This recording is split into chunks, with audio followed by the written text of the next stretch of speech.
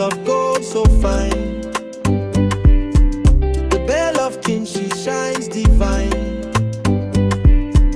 Her laugh a river, smile a flame. Every heart whispers her name. Belle Lady Bang, la belle, oh la belle. Dancing through the night, her magic weaves a spell. La belle de King, la belle, oh la belle. Her rhythm takes you where your heart can dwell.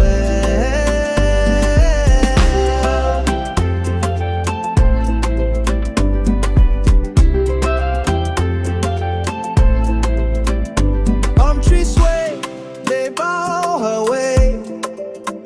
Her shadow turns the night to day. She's the moon, she's the sun combined. La belle de King, a star design. La belle de King, la belle, oh la belle. Dancing through the night, her magic weaves a spell. La belle de King, la belle, oh la belle. Her rhythm takes you where your heart can dwell.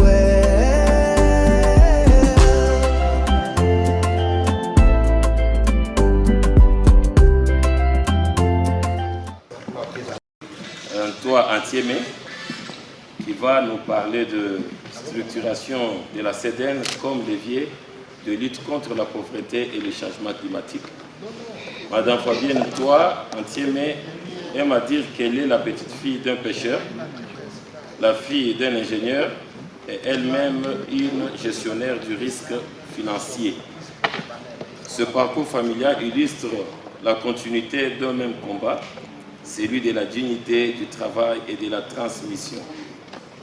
Elle raconte souvent que c'est en voyant son père, un ingénieur qui avait tout bâti, pleurer à 83 ans en disant « je suis pauvre », qu'elle a compris que la pauvreté n'est pas seulement une condition matérielle, mais une blessure que l'on porte dans la mémoire, une blessure qui se transmet et qui scelle la solidarité, la connaissance et le développement peuvent guérir.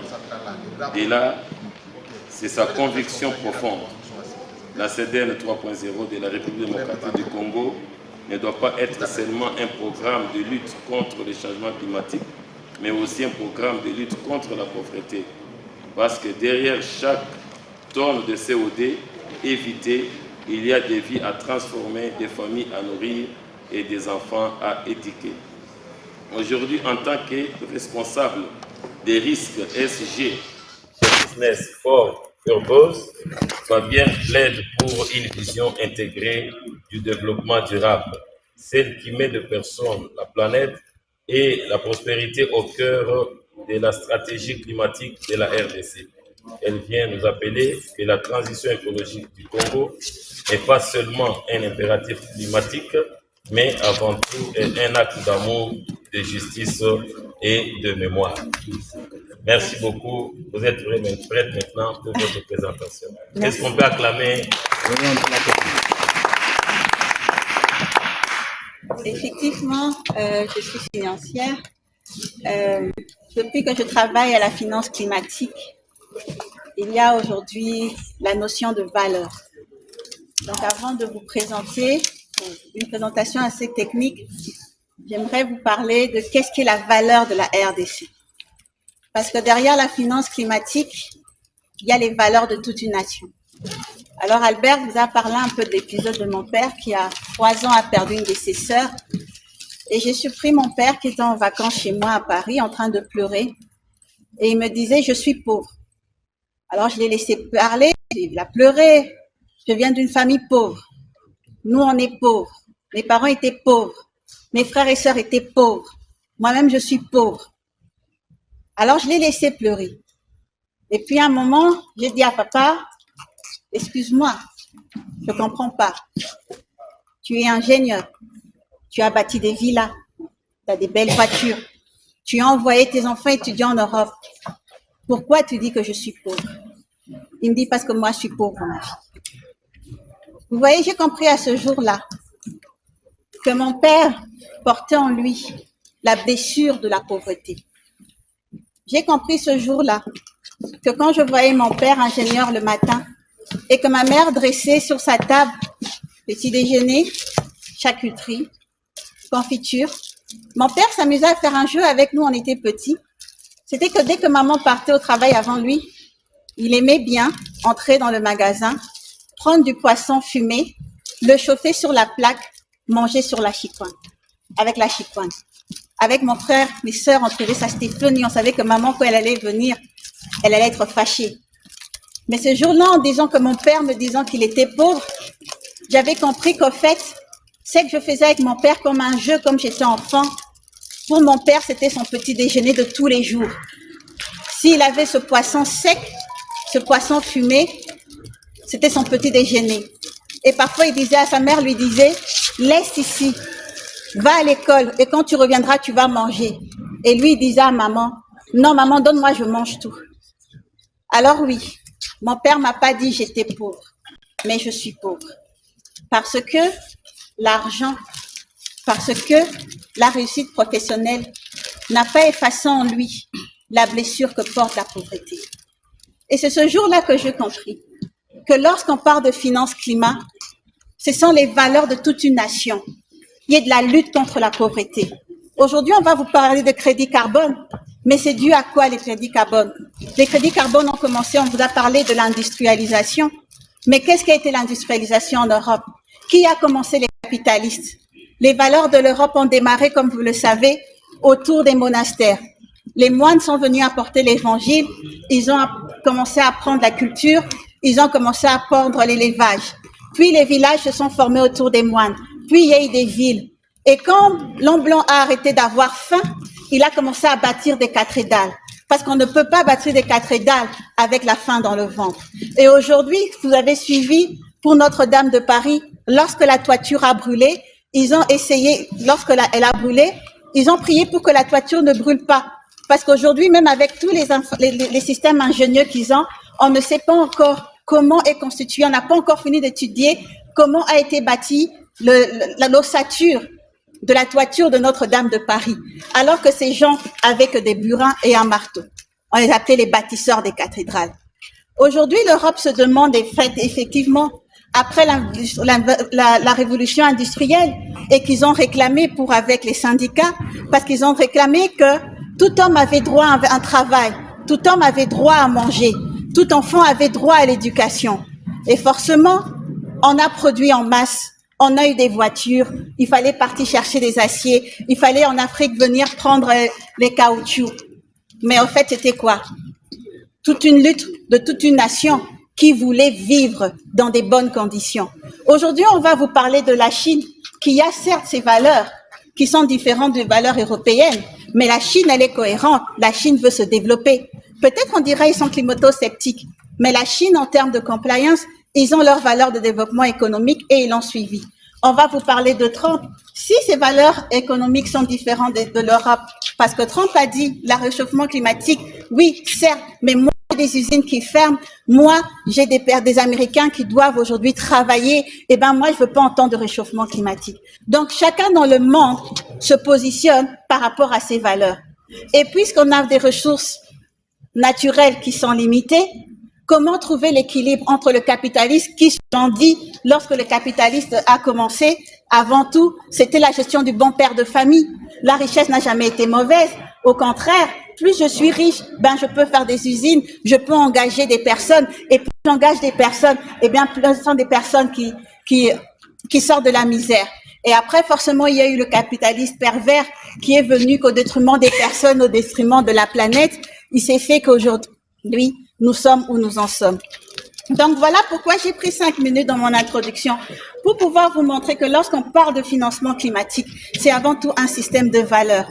Et aujourd'hui, je vous ai pris le temps de parler de mon histoire personnelle parce qu'aujourd'hui, il n'est pas possible en RDC de parler, de lutter contre le réchauffement climatique sans lutter contre la pauvreté. C'est deux batailles qui sont indissociables. Nous n'allons pas gagner si d'un côté, nous parlons que des crédits carbone et d'un côté, nous oublions les enfants qui meurent de faim et qui n'ont rien à manger. Alors, aujourd'hui, forcément, qu'est-ce qui s'est passé? nous avons beaucoup de problématiques au cœur de la CEDEN, puisque à un moment, le héros de la CEDEN, comme je l'ai dit, puisqu'on a eu des pays qui se sont développés, ben forcément, à un moment, nous avons 3 piliers dans le développement durable, les personnes, la planète et les profits. Et à un moment, le profit a pris le pas sur tout le reste. Et on a commencé à faire du profit au détriment de la planète, au détriment des personnes. Et ben, au niveau des CEDEN, qui est aujourd'hui une contribution de chaque pays au travers de ses activités économiques, et on a commencé à dire, ben, comment je peux retrouver mon équilibre, parce qu'il y a personne qui va arrêter de faire des usines. Moi, je suis désolée. Donc, à un moment, il faudra bien continuer d'avoir des usines. Il faudra bien continuer à produire. Mais aujourd'hui, les ressources naturelles sont limitées. Et comment on trouve l'équilibre par rapport à ça? En France, aujourd'hui, vous avez la réforme des retraites. Oui, les personnes ne veulent pas travailler au-delà de 65 ans parce qu'ils ont déjà beaucoup travaillé et qu'à un moment, les gens veulent se reposer. Eh ben, on s'est dit, ben voilà, au terme avec l'action climatique, comment maintenir nos niveaux de production et forcément limiter l'impact écologique. C'est là où les CEDEN ont commencé et que chaque pays a dû lui dire comment, au travers, tout en maintenant ses activités économiques, comment il allait pouvoir limiter son empreinte carbone, comment il allait pouvoir avoir un impact positif sur la planète. Eh bien, aujourd'hui, nous, en RDC, avant qu'on me parle de crédit carbone, j'aimerais bien qu'on me parle des usines, puisque c'est ça le début. Nous devons avoir nos usines, nous devons produire. Et en produisant et en ayant nos usines, alors seulement, nous devons nous positionner sur quelles énergies propres nous devons avoir. Aujourd'hui, en RDC, tout est à refaire.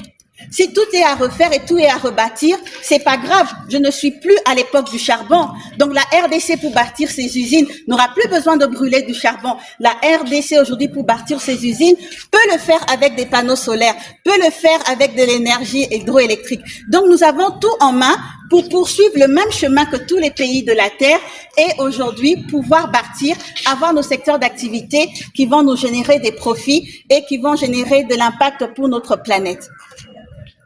Alors, les difficultés de la CEDEN a été forcément l'absence d'un cadre sectoriel, puisque l'activité économique est même le sens même d'une CEDEN. Aujourd'hui, une CEDEN qui n'est pas liée à une activité sectorielle, elle n'a pas de sens. Parce que, ok, excusez-moi, on va parler de tourbières, on va parler des forêts, mais en un moment, il faut ces secteurs qui sont censés être des machines de production de profit, de bien-être, de création d'emplois, et alors, à ce moment, se dire quel sera mon objectif par rapport à ça. Ça, c'est une des choses. L'insuffisance des indicateurs, puisque forcément, il n'y a pas de backup au niveau de l'activité, au niveau de la RDC. Donc, quelque part, qu'est-ce que je veux mesurer? Si je dois faire des progrès, il faut déjà que je me mette en marche de progrès et puis que je m'assure que mon progrès, il est vers une économie propre, vers une économie durable. Il a manqué. Et forcément, il n'y a pas aussi des coalitions institutionnelles, puisque quelque part, la CEDEN va voir, comme on l'a montré, va viser plusieurs secteurs.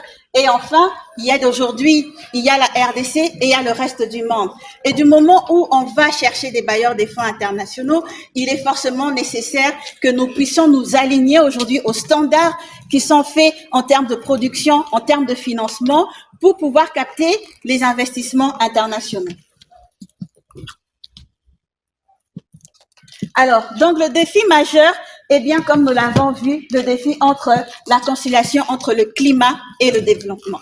Donc, nous avons d'une part la lutte contre le réchauffement climatique, nous avons d'autre part la lutte contre la pauvreté. Et il n'est pas possible, il ne peut pas, sans avoir de lutte contre la pauvreté, il n'y a pas de sous-bastions sont possibles contre la lutte contre le réchauffement climatique, puisque quelque part, nous n'avons pas les activités comme je l'ai expliqué. Alors, qu'est-ce que nous proposons forcément? Nous proposons d'entrer dans les détails, c'est forcément de se dire, aujourd'hui,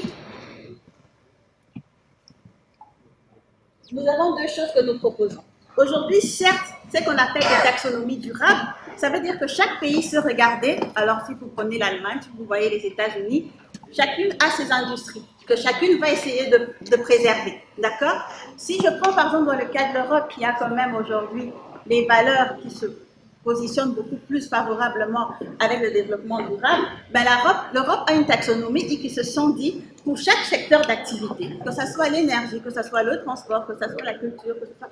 Voilà un peu les guidelines aujourd'hui pour s'assurer que, un, on se préserve contre le réchauffement climatique, parce que quelque part, on a cet aspect où on est exposé forcément au réchauffement climatique, et donc quelque part, on doit s'adapter, on doit adapter les cultures agricoles, on doit adapter la façon dont on produit, on doit adapter la façon dont on consomme, et puis il y a le besoin, et les besoins, c'est les besoins de la population. Donc aujourd'hui, je vais vous parler de la valeur au Congo, mais quelles sont nos valeurs? Quels sont le sous-bassement de nos valeurs? Ben, nos valeurs sont les besoins. Quelles sont aujourd'hui les choses que nous allons léguer dans nos enfants? Ben, aujourd'hui, nos enfants, ils ont faim. Aujourd'hui, nos jeunes cherchent de l'emploi.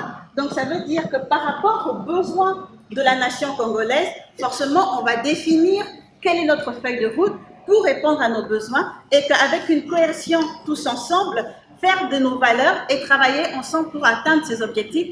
Et du coup, c'est pour ça que je disais que la lutte contre